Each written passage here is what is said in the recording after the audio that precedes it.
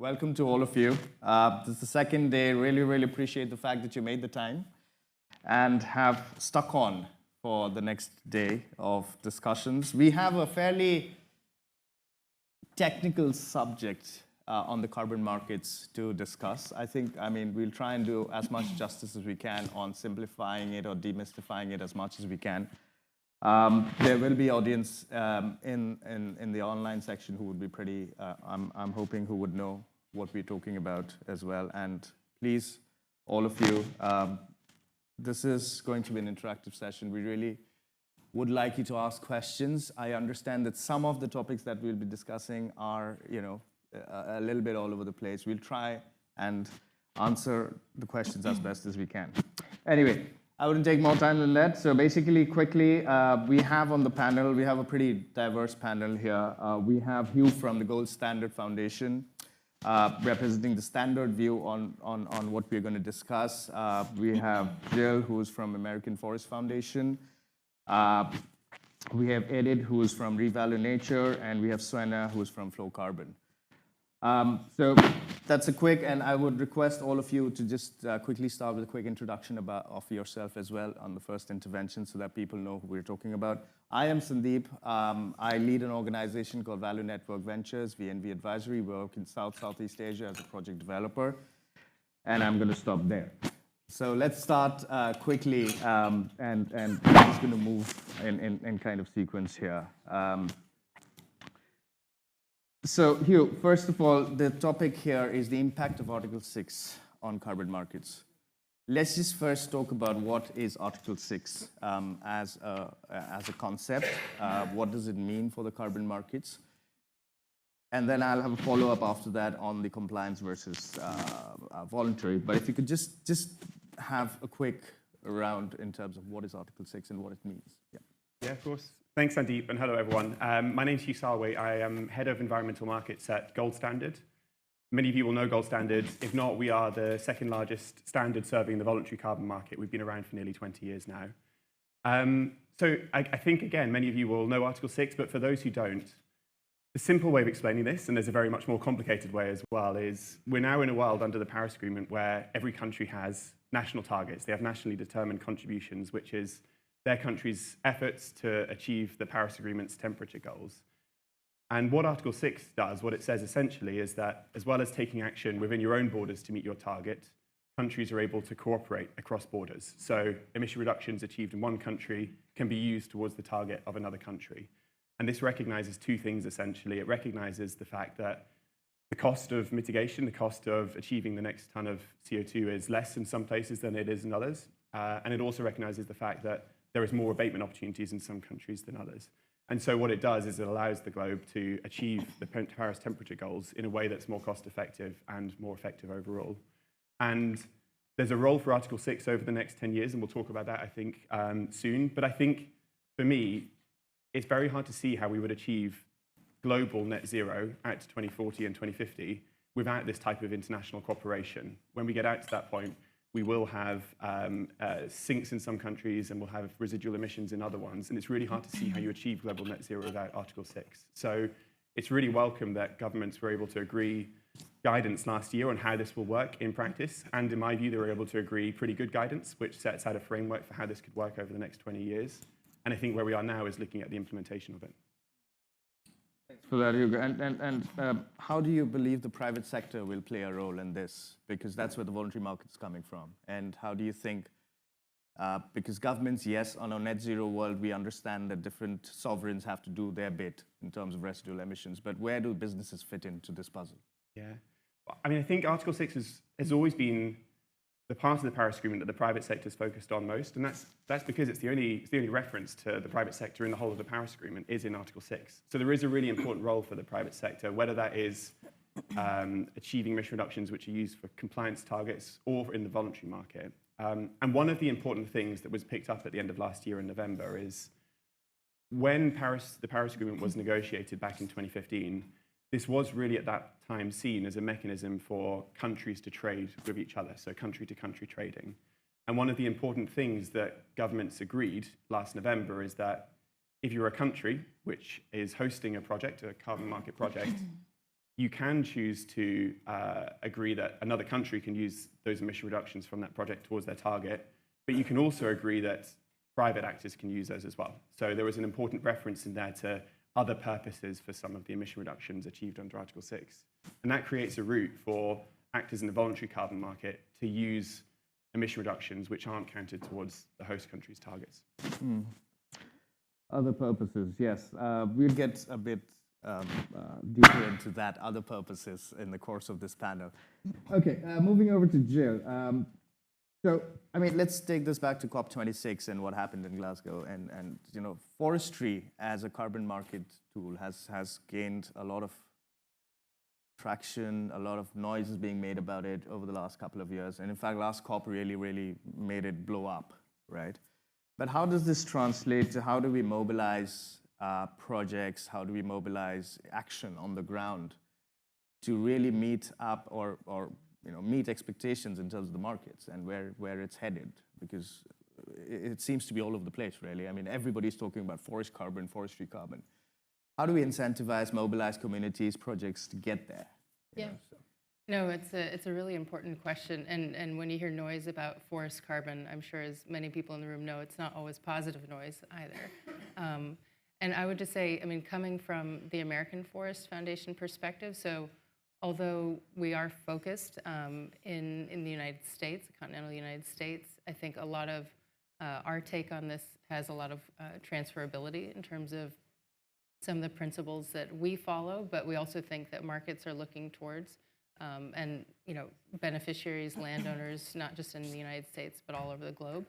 I would say, you know, kind of orienting principle is quality, and that's, you know, that starts at, you know, the buyer level, quality demand, and vetting those potential buyers of forest carbon credits for offset purposes, but also just really making a solid value proposition to landowners and those suppliers on the ground who would essentially be providing those credits and enabling those credits. So it's a really critical issue, but I think we haven't quite got it right in terms of all of the methodologies and the practices out there.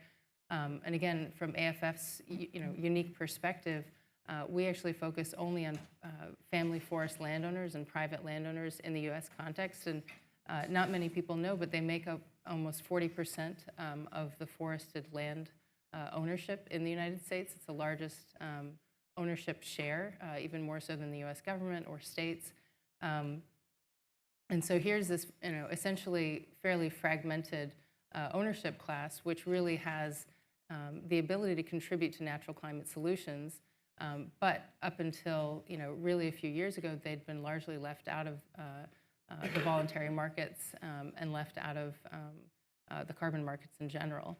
So we're excited just to involve them more. We developed a methodology with Nature Conservancy that allows essentially kind of the democratization of participation in voluntary carbon markets with these smaller landowners. I know small in the U.S. context is different than in other contexts, but no, we see that as a really important development. But the orientation around quality really can't be lost.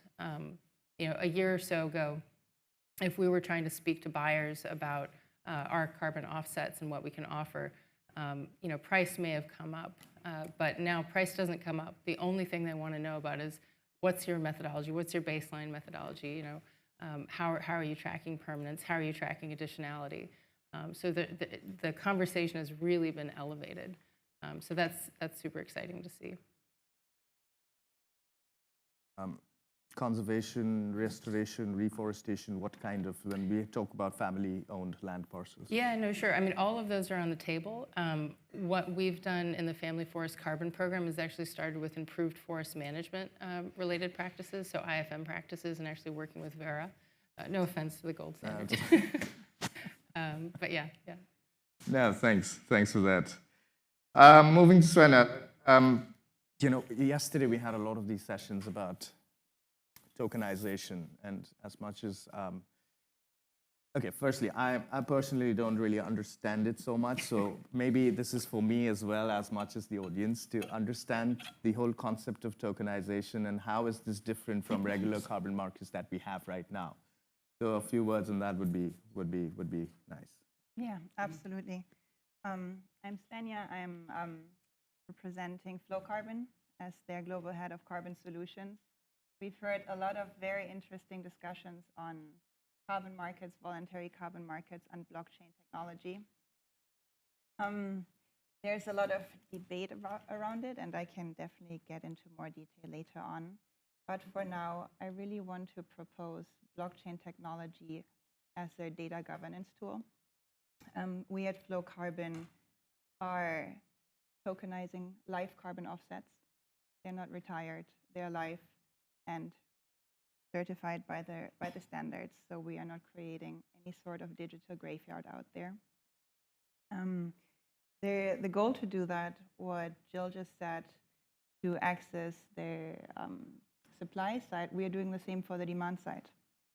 A lot of potential buyers are excluded from voluntary carbon markets because of difficult access, lack of price transparency, and liquidity issues. Blockchain in many ways can offer a solution. It's a technology that I'm not a crypto native. How many of you think I work for Bitcoin? That's the first question. The big issue here is that blockchain in itself, it's a technology that is a digital ledger technology in which transactions are often made via tokens. Those tokens are also called cryptocurrencies. And the record on digital ledger technology is chronologically and public. So in the end, it's a data layer. It's a data governance system that their internal blockchains, a lot of you are probably aware of CBL, Air Carbon. All of those are operated on blockchain, but on internal blockchains. Flowcarbon, we are tokenizing onto public blockchains. So they are accessible by small, medium businesses, middle markets, small enterprises. If consumers wish to purchase carbon offsets, they can do so. So we are really trying to, what Jill just said, limiting the access from the supply side. We're doing the same on the demand side in the most diligent, accountable, and transparent way possible. We are AITA members. We are very active in the task force on digital assets. And I would like to point out again that we shouldn't throw out a baby with the bathwater. It's a technology with a lot of potential. It's going to be highly, highly relevant for the converging carbon markets between under Article 6.2, between the compliance and the voluntary market. We can go into more detail later on what the World Bank is working on under the Climate Warehouse, using it for national registries for carbon credits. And yeah, that is, Thanks, I hope, understandable introduction into the crypto world, taking away a little bit of the fear that's out there. A lot of us are believers in the blockchain technology. I think the next use of that is, I think, where we still want to understand a bit, at least me, for personally speaking. But anyway, let's get back. But I appreciate your point about the demand side. I think a lot of us work on the supply side, but transparency on the demand side is something that we often ignore to a large extent. And I think one thing I want to add there, on the demand side, the way the voluntary carbon market is structured right now, the vast majority of transactions are OTC. A lot of bilateral relationships. The price transparency is extremely low and might differ from relationship to relationship between the morning and the evening. Price margins of intermediaries are extremely high and opaque. Access to the market is extremely limited, even through trading platforms. It's basically like a Costco membership. You pay a huge fee up front in order to access that trading platform, and which again in return creates a very low level of access to price information and price signals. And that's really what we're trying to disrupt, to put out a transparent price and democratize access to carbon trading. Thanks, Sona. Okay, I'm really more comfortable with this, actually. It just getting back to the discussion on the supply side, and since we are in a forestry conference, not conference on forestry, REDD+ is the big, what do you think the role of REDD+ would be in this whole discussion on the Article 6 world, and how do you see it? I know you worked in the sector for decades now, so over to you. Thanks, Sandeep, and good morning, everybody. Really pleasure to be here today in person. So just maybe before I answer your question, a few words about Revalue Nature, because we are a new company. So basically, I'm a Chief Investment Officer of Revalue Nature. We are a new venture spun off just recently from Systemic, with really the mission to accelerate nature-based solutions in the tropical belt. So our focus is at the moment exclusively on the tropical belt, and we have a high ambition to build a large-scale portfolio of this high integrity. We can go into that, the buzzword, high integrity and equitable nature-based assets. And the way we're looking at it is through a unique combination of scientific, technological, and so we'll maybe comment a little bit on that, and investment approach. So basically, we have built an in-house spatial intelligence unit. Really, yesterday, I think we heard a little bit about the science and evidence-based. This is really our focus, to be science as much possible science-based, using remote sensing, all the technological advancements to select sites that are suitable for this type of projects, and then working with mission-aligned local and implementing partners on the ground to convert these opportunities into projects for the market, and then bring that to the market. And on the third point is really using investment processes. So I myself come from the impact investing side, and really try to help compress that gap, which we have today. Again, a little bit touched on that yesterday, how long is still the lead time for investors to deploy the capital. So we are looking to accelerate that by facing the investors directly and having that kind of investment processes in-house. So yeah, hopefully we'll talk a little bit more. So coming back to your question on REDD+. So first, maybe a step back a little bit on that one. So REDD+ historically has been one of the most advanced mechanisms actually under the Paris Agreement, and has come under Article 5, just to be, again, give the full picture. So that meant the results-based payment framework, government to government, that was really since basically past 5-10 years already there. Very important, because obviously it's a big challenge, it's a public issue. However, obviously the public resources are scarce, running out, so it's actually very important that finally the voluntary market also managed to step in. And that's where, obviously, with Article 6, the excitement is where it stands from the COP26 is that REDD+ was not singled out, it was not on a positive list, not on a negative list, so it's basically included under the AFOLU, agriculture, forest, land use type of voluntary carbon methodologies. Now, there is still more work. Let's not get too excited. We still need the full rule book of Article 6, 6.4 more particularly, which is the project-based mechanism. 6.2, which you explain, is the government-to-government one. So I think we're still waiting from COP27. Also, there is further guidance are going to be given about avoidance credits in general. That's not for nature-based in particular. I think it's a big issue also for energy, right? So we're waiting for more guidance on that. But basically, what we can say is that, again, I think there is the huge role for the REDD+, so protection, conservation type of projects from the voluntary markets. And if anything, if you look at the mitigation hierarchy, which is not just true for corporates, but it's also true for a bigger setting, and there are some really nice scientific papers rightly pointing that out, we should actually first protect and conserve before we're restoring. And if you look at it in that context, our view is that up to 2030, that should be the priority. So from our perspective, we're looking at REDD+, avoided planned deforestation up to 2030 as priority, because if we lose those forests, then you can... Then we have no chance to anyway reach any of those targets. So So I think there's a big role for the REDD+, definitely up to 2030 and potentially 2040, and by 2050 for sure we should be in a sink mode and removal mode by then. So that's. Yeah, I quite like that time frame that you built up. I think that's a good argument made actually for avoidance. Just a quick word on jurisdictional nested approach and how does that fit in? Do you have a follow-up on that a little bit? Yeah, and actually one point, maybe just to finish on Article 6, the other thing is that what I think is important to keep in mind that if you add up the NDCs today, there is no demand. So for me, it's also a question of demand and signal.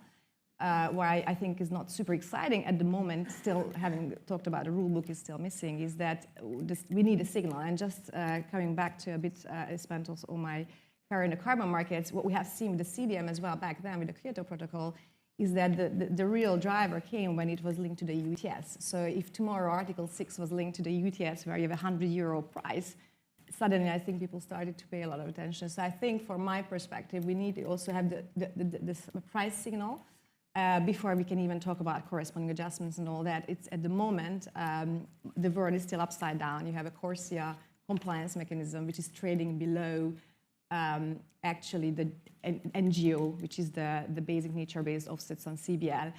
And actually, CORSIA only accepts JNR, so coming to your question, it should be a higher price signal, but it's trading below. So the market is upside down. We don't have price signal for that yet. Having said that, where do we see GNR going? So if you look at the last 10 years, so first VCS FOLU credits were issued in 2011. We had the voluntary market, let's say, have been piloting these kind of projects for the last 10 years. I would say we are in version 2.0 of the market. Definitely we need to move on from projects, right? So the idea was always that the top-down and bottom-up needs to converge, and I think it's the right moment. Still difficult for many governments. We still have issues with capacity, but I think that's definitely for REDD+ is to test the jurisdictional and full nesting in the next decade, so up to 2030. So that's why we're seeing VERA, the standard, also updating their guidelines, the methodologies. So I think that's very important. It's also very important to be able to harmonize and with NDCs, and you know, that's the only way to have a homogeneous and harmonized system. Now, again, with GNR, I'd like just to point out it's not a silver bullet, so we also need to be careful not to put too much emphasis on it, because we still think that projects as a unit of implementation, and especially for investors to act, is still a very important and useful way to intervene.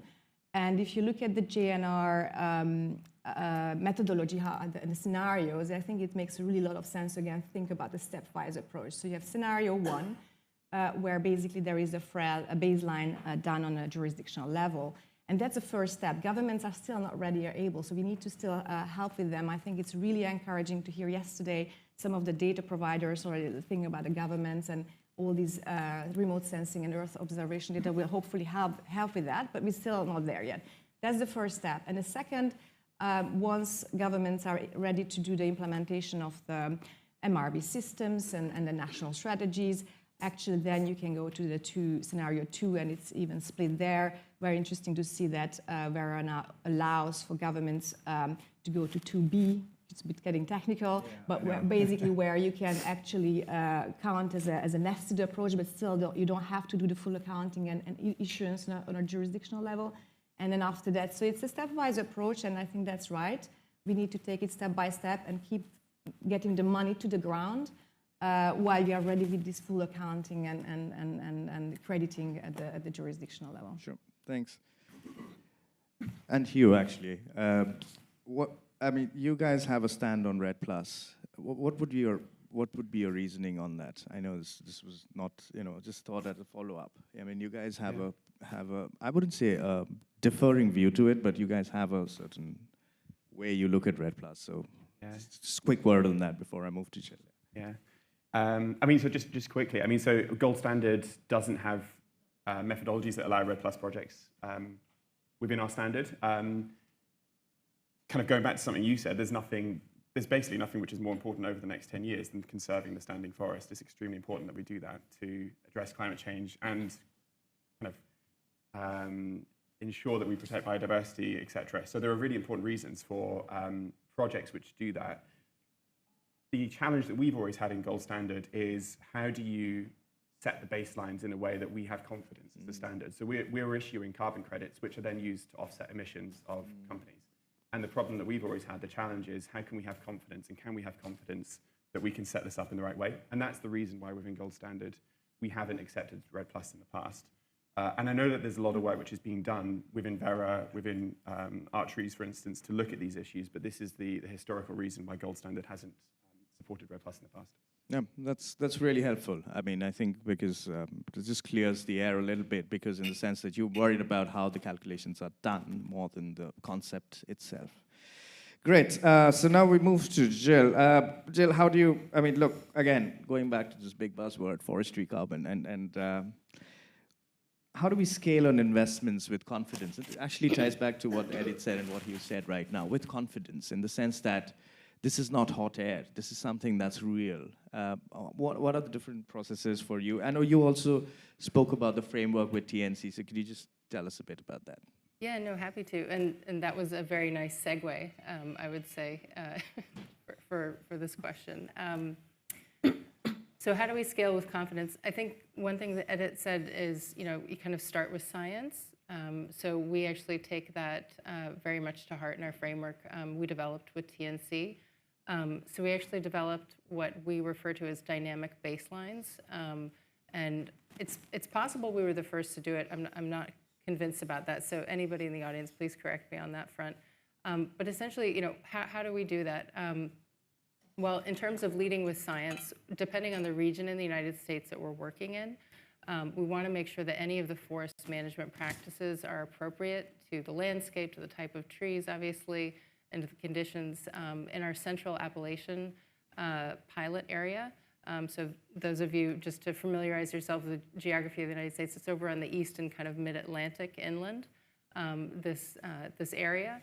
And in this area, there's, just to kind of bring it down to ground, a little bit more granularity, there's a practice referred to as high grading, where essentially a logger will come to say, Hugh, you've got your 40 acres.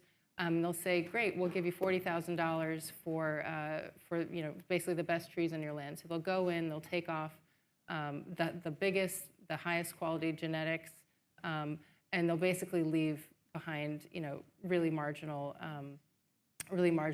trees. So our practice was specifically designed in this context. It's called growing mature forests, to prevent such practices, which are negative from a lot of different perspectives, including climate, but also from ecological perspectives as well. So we lead with the science, we lead with the appropriate practices, but we also use this concept of dynamic baselines, in which essentially we're using randomized sampling of those family forest owners that are participating in our program.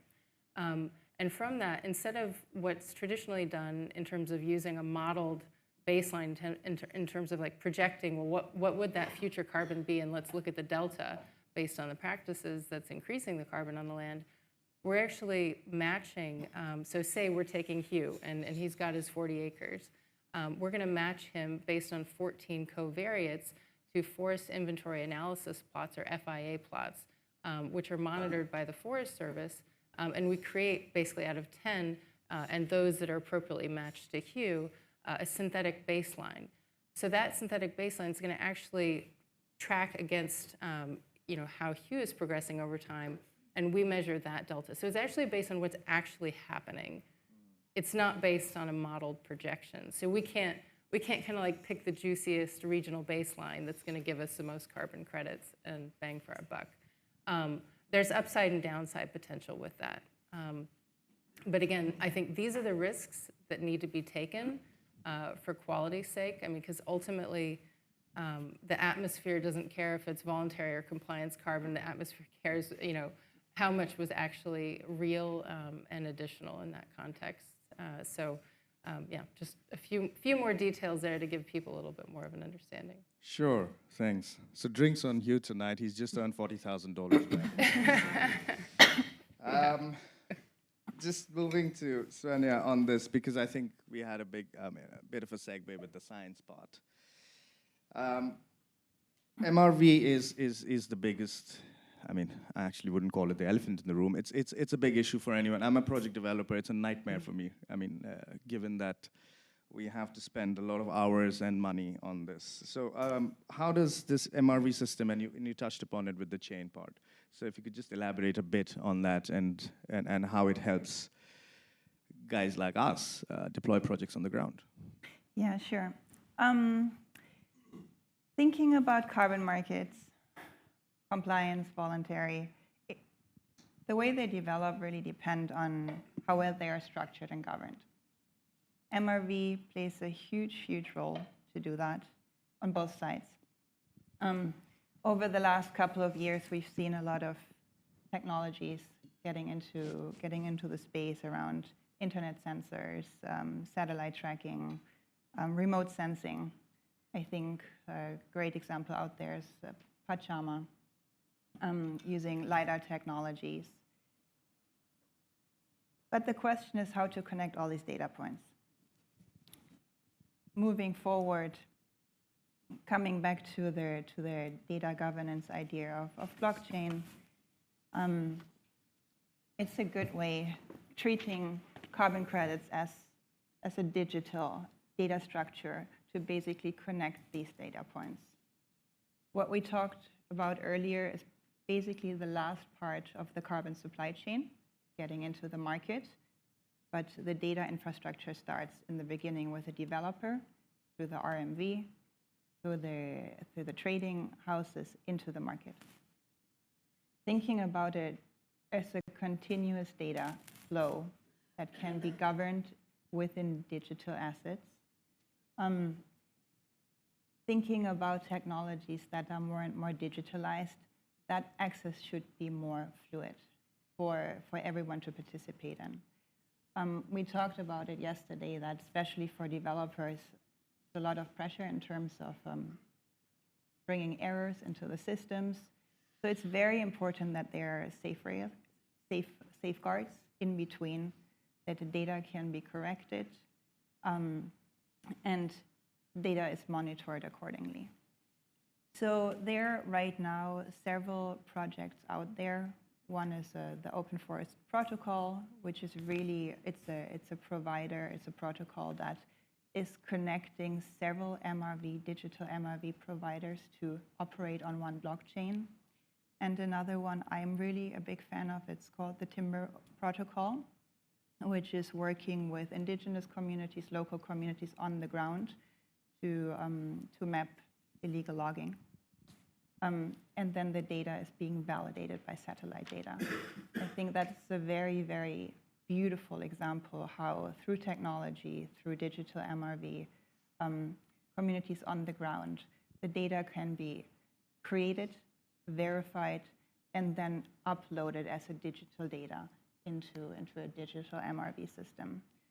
So I really see it as a data infrastructure.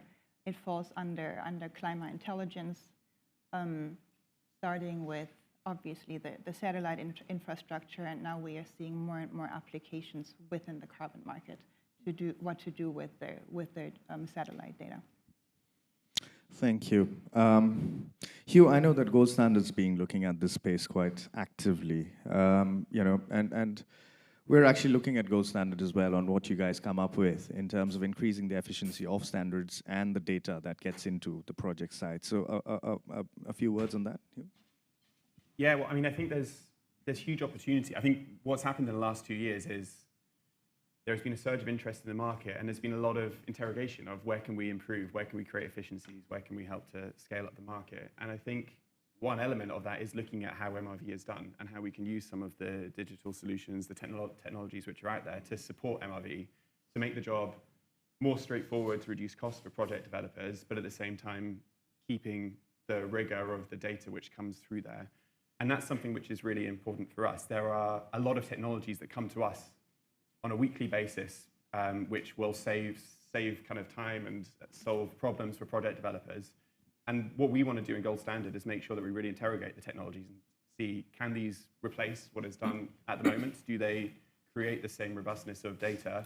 and can we have confidence in using them? And that's one thing that we're doing in particular for our land use and forestry projects, looking at some of the technologies which exist, making sure that we have confidence in certain ones of them, and then we'll start to allow them to be used for our land use and forestry projects. But overall, how we can digitize the MRV system over the next few years is a real priority for us. And it doesn't just stop with MRV, it's across, as Svenja said, the whole chain of using gold standards. So looking at how digital solutions can support MRV, looking at how we can digitize our certification process to make the whole process simpler for verifiers, for project developers, and then how that moves all the way through to the end use of credits. So we, yesterday actually, launched expressions of interest for 3 working groups looking at these different elements to support us in how this can be done in a really robust and effective way. So looking at MRV, the digital infrastructure, and then digital assets. And it's a piece of work that we're really interested in working with partners across the market on so that we can make lives easier for our project developers over the next few years. No, it's a thing that I think a lot of us are looking at very closely as well, because I think it will increase efficiency, it increases integrity, and we will talk a bit more about this a little later. I want to touch upon, because we are in the impact of Article 6 on carbon markets. How does the claim look? Edith, over to you. We have different terminologies. We have ITMOs, internationally transferable mitigation outcomes. I hope I got that right. And then we have VERs that are coming in. Now, what is what? What is the claim question? And that's something that a lot of people are still struggling with, I believe. So your take on it, Edith.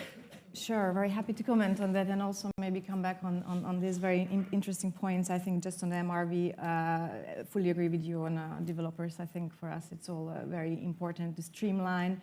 One of the things on RED Plus, I think, which is exciting, is to be able to move to real-time monitoring. I think that would make a big difference. And also the wall-to-wall mapping, so that we are able to now cost-effectively monitor, coming back to GNR. I think that's super exciting. So that's definitely fully agree with the other have said. Coming to the claims, which is one of my favorite topics. Right, so when it comes to Article 6 and compliance markets, I think there is nothing to do with claim. That's compliance markets, and we all want to see over time, I think, again, as an economist, the theory of change is that we should migrate to, obviously, compliance markets. So if the market was covered with cap and trade and there was a carbon price everywhere, we wouldn't be sitting here probably talking about this issue, right? So for me, the compliance is kind of the end goal, and there you don't have a claim issue. It's regulated, right? The voluntary market obviously is different.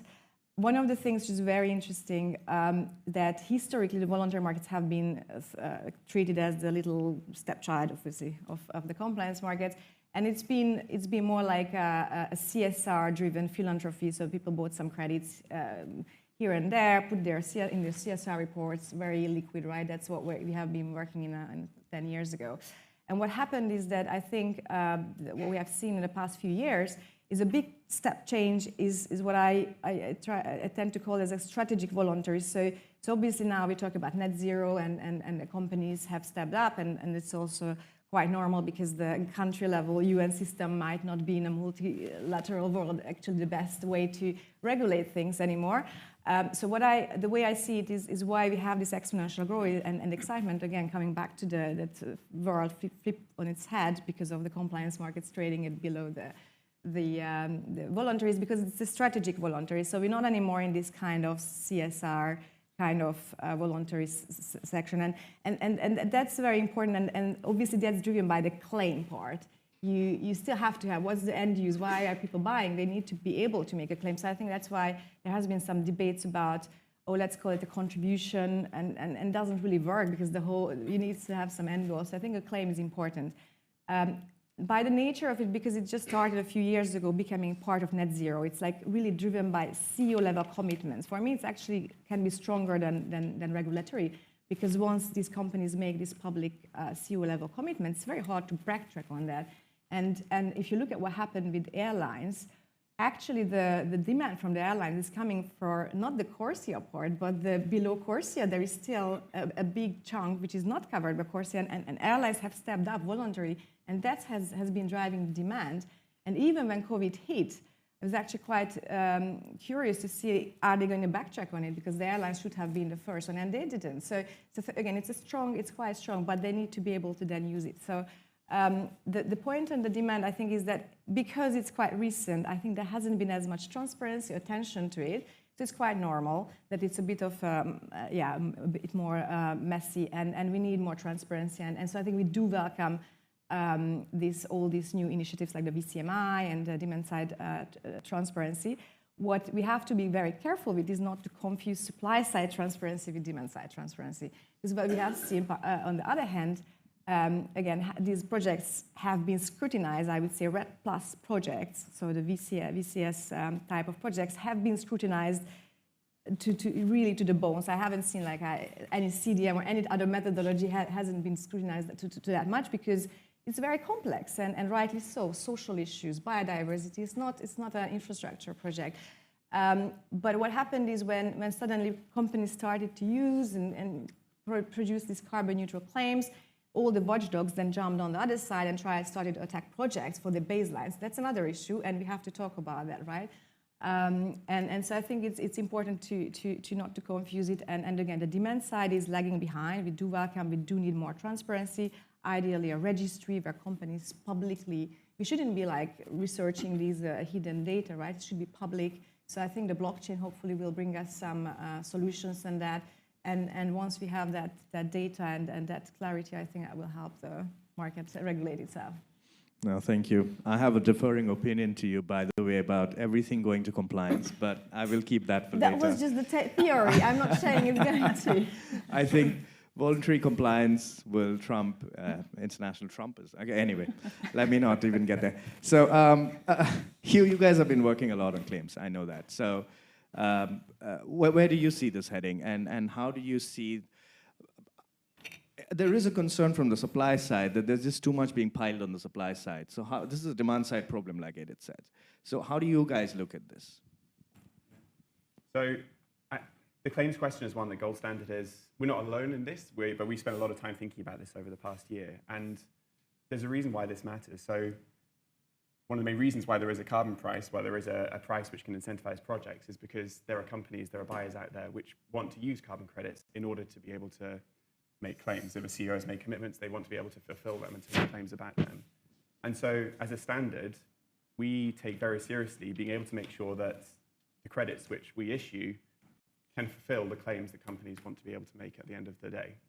And that's why we're trusted to ensure additionality of projects, to ensure that projects are permanent, to ensure that there's no leakage, so that companies can have confidence that a credit which they receive represents a ton of CO2 which can be used to offset my emissions.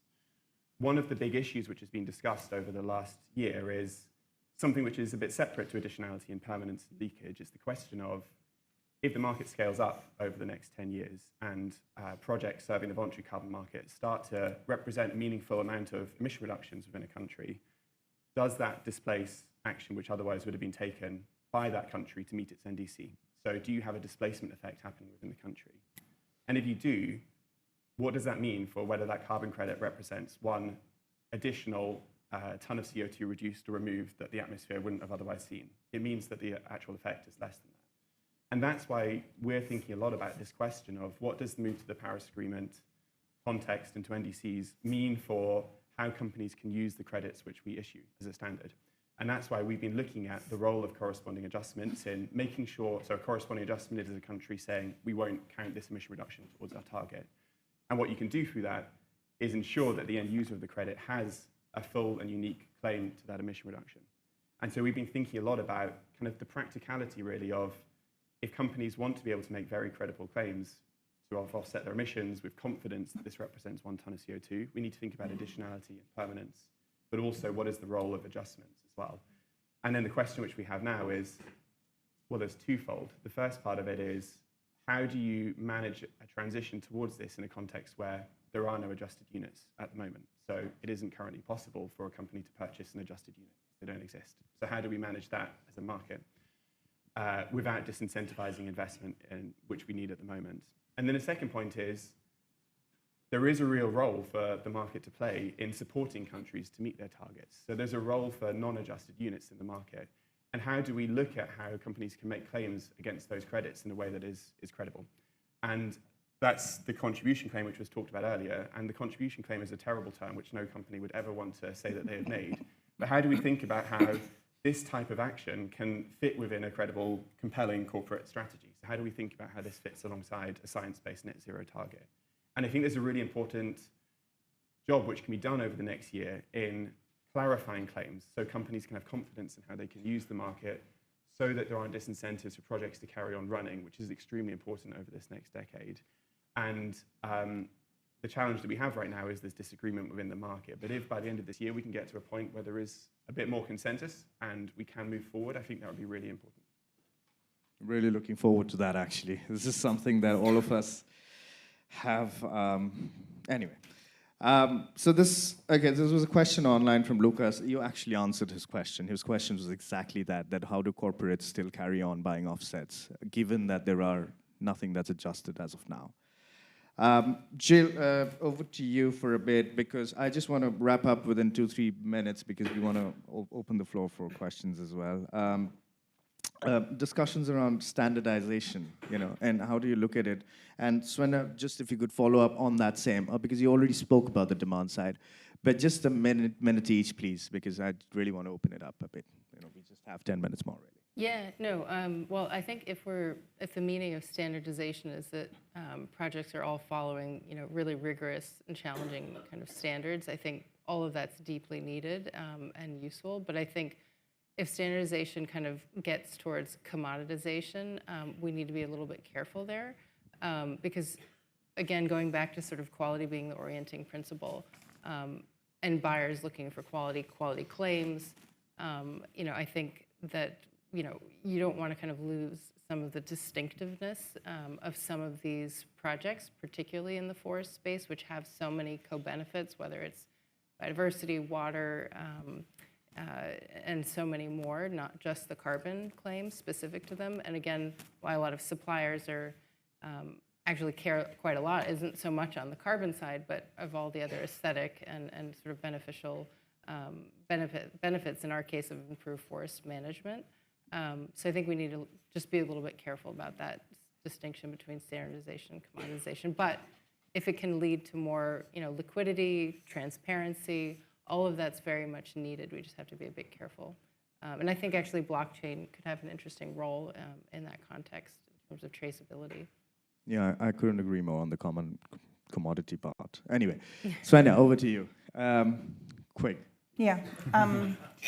Well, I guess a closing thought is by 2050, the voluntary carbon market is supposed to grow by 100x. 100x. What we need to make sure is that investments and liquidity goes back to their developers. Cost, transparently, and accountable. We need high quality offsets over the next, what Edith said, over the next 10 to 20 years. Avoidance credits are going to be huge. We're going to deal with issues around leakage, additionality, but we need to focus on them. Down the road, looking forward, there are going to be different approaches around DAC, soil carbon, blue carbon. We see very interesting projects happening, especially in the Middle East. UAE just tokenized millions and millions tons of blue carbon credits. So thinking about standardizations, right now we are really in this binary narrative around avoidance versus removal credits from nature-based solutions. But I think it's going to open up. It's going to open up in terms of approaches, standards. I think it's very interesting that NASDAQ just acquired Puro Earth in terms of really offering other alternatives in a very accountable and transparent way to offer to corporations in the voluntary carbon markets. Because from everyday conversations with large corporations, the demand is there, the willingness to pay is there, beyond NDCs, but for a net zero targets of corporations. So I think the growth factor of the VCM is something to really, really keep in mind. Beyond NDC. Okay, sure. Let's just open it up now. We could go on and on about this. Any questions from the floor? We have a few online, so I just want to take from the floor as well and see if there's some common questions between the two. So. Hey everyone, good morning. If you just quickly introduce yourself 5 seconds before you ask. Hi, my name is Gilad. I'm from another blockchain/Web3 company called BitGreen. Also focusing on ecosystem service credits, but more on impact investing.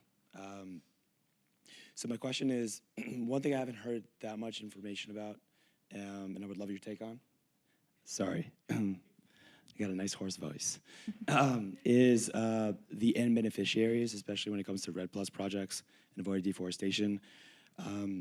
We're currently in the midst of some of these projects, and I'd love to get your take on how we can ensure that the most of the benefit does end up going to the communities who are on the front line, especially in areas where they are getting hit on all sides, from loggers, from narcos in Latin America, and also other instability in other places. So how do you, and each one has a different part to play, so I'd love to hear as many of those of you who think are relevant, and what is your role and how do you take this on now? Thanks. We'll take a couple more and then we'll spread it across the panel. Hi, Sam Lampert with Natural Capital in Morova.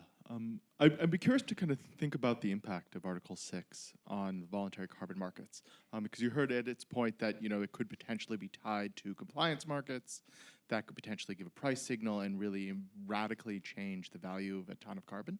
And then you also heard Hugh's point around kind of, well, we don't really know how adjustments are going to work, and you could see a world where all of a sudden countries say, actually, the voluntary carbon markets have to be fully counted within our national contribution, and all of a sudden these credits have very, very little value because companies can no longer make a claim. So obviously predicting the future is hard, and nobody really knows, but I'm just curious to hear the panel's thoughts on it. Sure. There's one more there. So we'll stop after this. Thanks very much. David Gardner from Gresham House. So it was interesting in the panel discussions, there was a lot of talk about avoidance credits. But if you look at many countries, they are so far behind their planting programs for commercial forests. And so what we're starting to see is some of these countries are actually sort of ignoring the markets in general and sort of putting in place their own schemes. And so it'd be interesting to understand how your views on that and credits that come from it, and also how does that fit in with NDCs for those countries? Sure.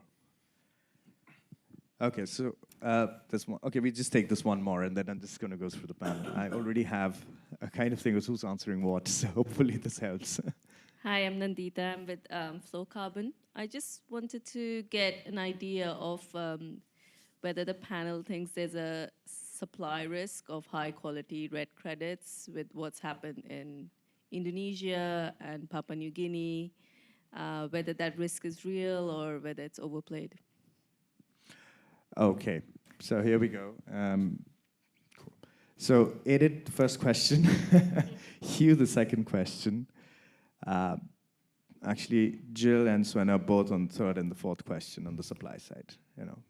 So yeah, Edith, over to you first. Yeah, on the REDD+ benefit sharing. Yeah. All very, very important questions, and thanks for that. It's a very important point. I think we haven't touched on that. One of the beyond the demand side transparency, the other thing, around the supply side is definitely we need more transparent benefit sharing schemes, or make sure that that's something as the market grows to the 100x, and hopefully a price is not going to go by 100x, but as it goes up, most of the revenues need to go back to the ground, and that's also a prerequisite for scaling to jurisdictional approach, because if you don't make it flow back, then it's just not going to work. Also very important for the permanence question, right? So again, these are not infrastructure projects, these are people and their livelihoods and communities. So I think that we do see a need for that, and I think on what we can do about it, definitely sitting on a developer side, it's something that for us as at the core. So the way we are designing the structures, and again, myself coming from the investor side, it's really an interesting question to think through how to structure this commercial arrangement from the project's perspective, and really go to the investors with a fair proposition that if the price continues to rise, there is a benefit share flowing back, and then from whatever you are able to sell, making sure that most of it has to go back to the ground. it's very hard to come up with saying something like a principle like, okay, I don't know, 60% or 50% goes back to it depends on, again, avoidance, removal. So I think it's a bit dangerous if somebody comes up with a silver bullet, okay, I'm going to do 1/3, 1/3, 1/3 or whatever. So I think it's from our perspective, is really more about looking at a project and looking at what's need to be done, what are the drivers of deforestation, how you address them, what is the cost for that, or if it's a restoration, what is the cost, and making sure that enough revenue is flowing back, that it's permanently achievable, and then again, making flexible pricing structures and helping the supply side to not to just jump on a rigid contracts. I'm happy to comment on a few others of the other questions. We'll just go through the panel, then come back if you have time. Yeah, so Hugh, over to you on the question from Sam in terms of the Article 6 piece.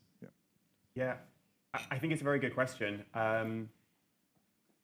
It's not so much visible right now, but there is a lot of work which is going on within governments across the world to think about what does the Article 6 decision mean for me? How am I going to approach this within my jurisdiction? And from the conversations that we've had, or I've had with governments, you hear different approaches. There's a diversity of approaches that are being thought about when it comes to the voluntary market. So in one case, I've heard, we'll allow the voluntary market to continue. We won't have much to do with it as the government. In another case, I've heard, we want to understand everything that's happening in the voluntary market and track it on a registry, but it can continue. We'll allow kind of unadjusted units. And then you hear some stories about governments wanting to understand everything in the voluntary market and to decide whether or not to apply adjustments for those units. So you hear this diversity of approaches, and we'll have to see over the next few years what comes forward and whether we do have a common model which is applied across governments. I expect there will be some diversity. Going forward, my expectation and our expectation as a standard is that in our registry, in the same way that we have units which represent emissions reductions and units which represent emissions removals, we'll have adjusted units and unadjusted units, and those will kind of represent high quality projects on the ground, but will have different attributes, and these can be used in the voluntary market depending on what the buyer wants to do with them. One of the important things which I've heard from a project developer when it comes to Article 6 is that their expectation, and the general expectation, I think, is that adjusted units will attract a higher price. And that can be important for a project developer because it can allow you to take action which otherwise you may not have been able to do at lower price signals. So the one which I was speaking to, there are a set of extra things that they would like to do if they had that higher price signal. So I think there is a value which can come through Article 6. It can come through other means as prices increase. But if you do have a higher price signal through adjusted units, it can lead to higher hanging fruit than maybe is possible at some of the lower prices that we've had over the past few years. Sure. Actually, that's an interesting point. Jill, on the commercial part, a quick word on that. Yeah, could you rephrase the question again? Just to remind me. Yeah, actually, even I'm a bit blurry on the question now. There are so many interesting questions. No, it's an interesting question. I think what he's asking is basically whether this commercial logging involved. Some countries basically have removed the idea of additionality. Is that correct, more or less? Correct. Yeah. Australia has removed the concept of additionality for commercial. So far behind their afforestation targets. So your thoughts on that?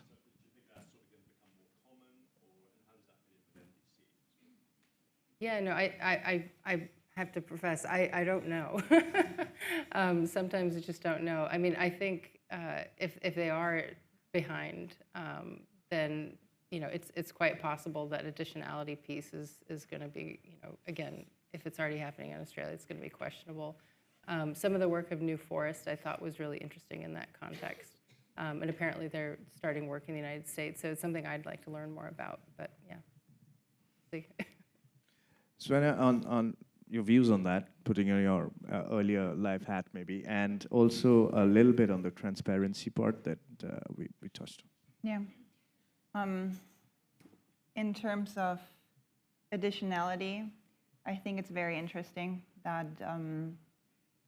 commercial forests are excluded from their additionality demand. But what Jill said, nations are doing their best to meet net zero targets. Afforestation, reforestation are very expensive. We are seeing very interesting developments actually in the VC world around reforestation tech, terraformation. I think is a very great example, starting with the seeds.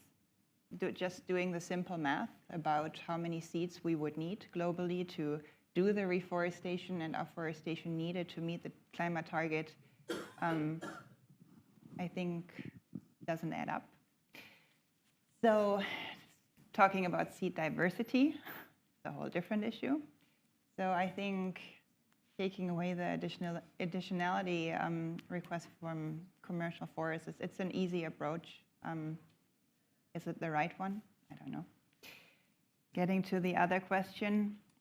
On the benefit sharing, transparency, and how maybe blockchain can help that. Quick 30 seconds on yeah. that, please. The benefit sharing, well, we're going to have another panel later on today where we're going to talk about the role of blockchain and how it can really ease forward purchase agreements in terms of bringing liquidity back to the developers. And those financial streams, as blockchain is a publicly accessible data source, are going to be very transparent. So whoever is interested in that can attend the last panel today. We're going to be talking about that. Thanks. Edith, last word to you. Warren's right here staring at me right now, so it's time to close. So quick, Right. 20 seconds. Last Thank word you. on this. I just have one thought around the Article 6 and corresponding adjustments, and I would love to get follow-up from you on that, but we'll take it in the break. For me, it's an accounting issue. It's a very important one, but it's an accounting issue, and I'm just wondering what the standards, or this thinking you mentioned, there are a lot of discussions. How do you tie it back to the NDC achievement? Because what good it does to have a credit which has a corresponding adjustment with an NDC behind that is missed. So why are we obsessed with a unit? So I think for me the question, you should actually even track also from the country you bought it and corresponded off from, is it on track or not? And that's where it gets really difficult. And that's why my personal view is that up to 2030, let's just get it going. Let's see what happens in 2030, the first implementation. Let's work out the accounting. And if we achieve the NDCs, it's a good problem to have, whose balance sheet it's on it, right? So that's a bit just a pragmatic view, but happy to follow up on that in the break. Thank you. No, let's not follow up on that right now. This could go on forever. This But thank you so much. It was a good discussion. Thank you. And we'll quickly wrap up. Thank you.